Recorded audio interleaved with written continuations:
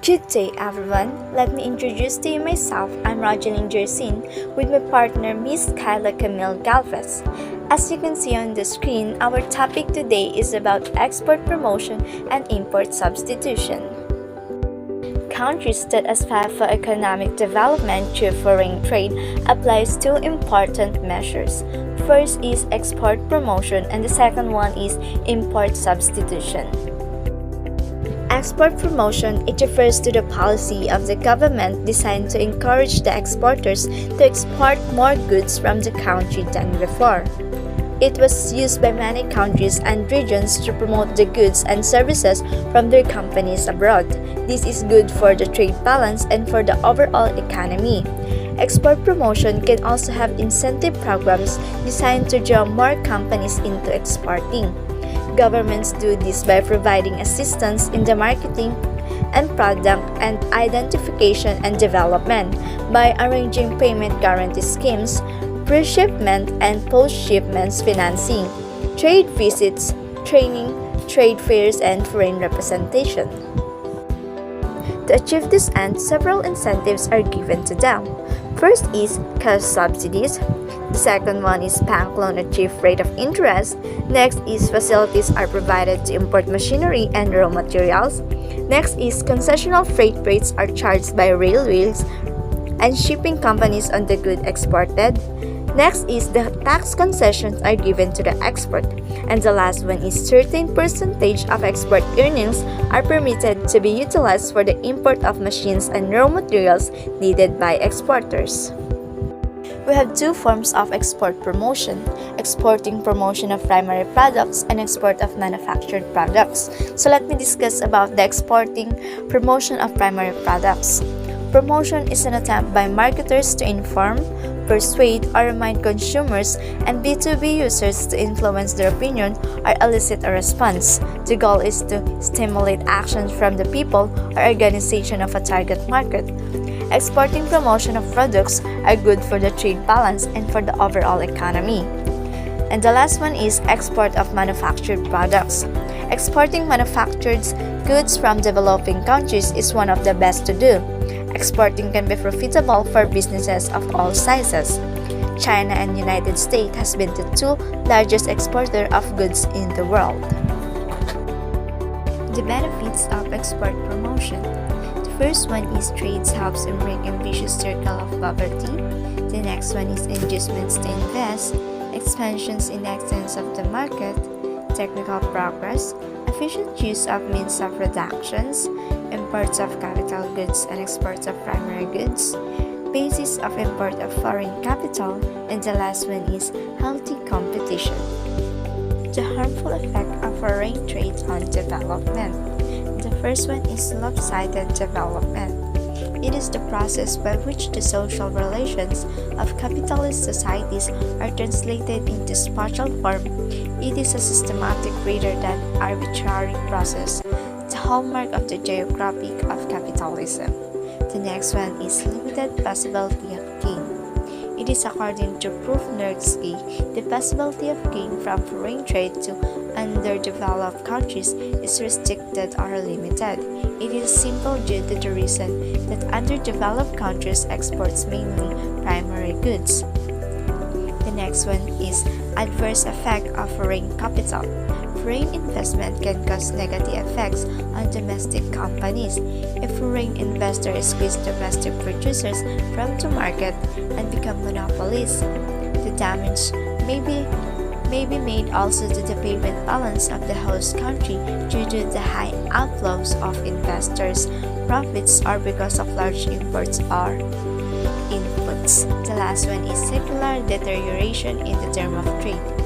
The terms of trade of the developing countries has occurred on account of the following reason.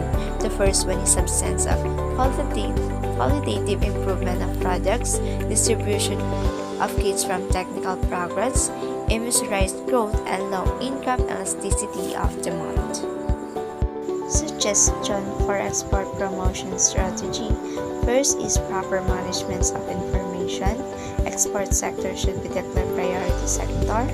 control room for experts, product planning for experts, training for experts, marketing, state trading, cost-benefit analysis, next joint ventures, foreign collaboration, multilateral and bilateral agreement, encouragement to tourist trade, tax concession, special export schemes. So, napaka-importante nito because it offers us prospects of new markets, more sales, diba? Better profits, and a greater spread of customers. In short, it gives us more chances to success. Import substitution. So, ano nga ba yung kinds of import substitution? First is the simple substitution. In this case, almost an imitation of import good is sought to be produced in the country. There is very little variation in shape and functioning from the import good. For example, production of cycle, food grain, etc. Next is the alternative substitution. In this case, the substitutes produced indigenously vary in shape and function from the import product, but its working is more or less the same. Example dito is yung use of copper tubes in sugar making machine. Next, the stages of import substitution. First stage, it entails the replacement of the imports of non-durable consumer goods such as clothing, shoes, and household goods, and their inputs such as textile fabrics, leather, and wood by domestic production, since these commodities suit the combination existing in developing countries that are the beginning of industrialization process. The second stage is the underdeveloped countries expand their manufacturing industries oriented towards domestic markets. This purpose is said to be served by industrial protection that is said to bring additional benefits through improvements in terms of trades. Here are the need of import substitution. First, unfavorable balance of trade. Second, devaluation of rupee. Third, shortage of foreign exchange. Fourth, declining foreign aid. Fifth, India mostly imports food grain, petroleum, fertilizers, machinery, metals, and chemical products.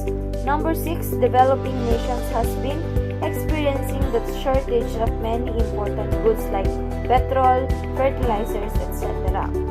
And objectives of import substitution policy.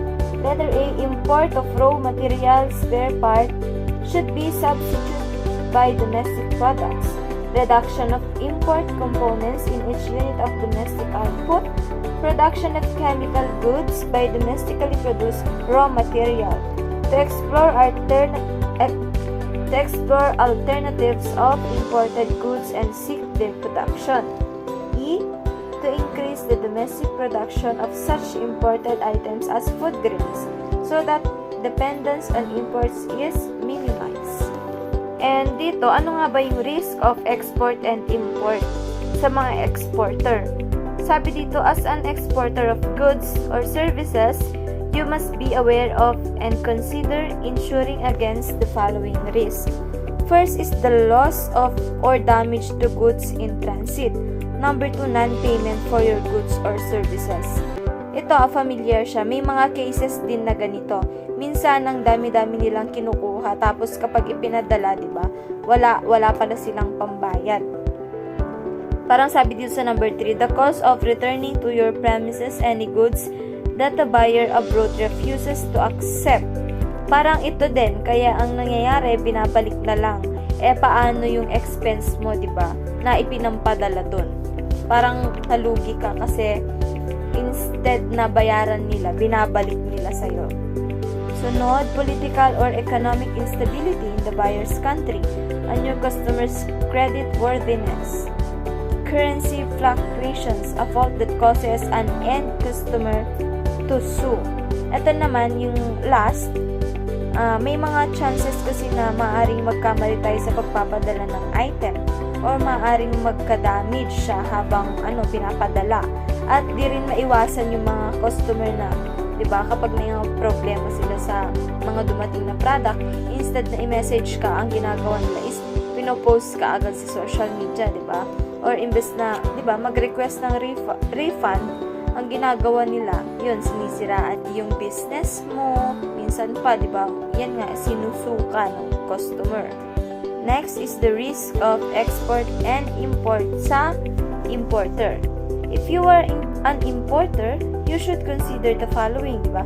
Possible loss or damage of goods in transit, supplier problems including failure to supply, transport delays and potential holdups at ports, the risk of performance or health and safety problems, import duties, storage of goods in bonded warehouse, currency fluctuations. And sabi dito sa last, if you do business internationally, you are more vulnerable to risk than if you only do business locally.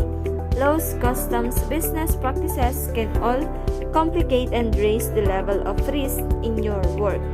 Tama nga naman dahil, for example, di ba, nasa malayo nga, nasa ibang bansa ka, tapos ang papadalhan mo, nasa kabilang bansa din. Di ba, parang, kailangan mo talagang mag-take ng risk dahil hindi mo alam, di ba, kung ano yung kahinatnan ng mga product ang papadala mo, kung maire-return pa ba sa'yo ng, di ba, ng kagaya ng kasing ayos ng pagpapadala mo, or may matatanggap ka bang bayad, di ba?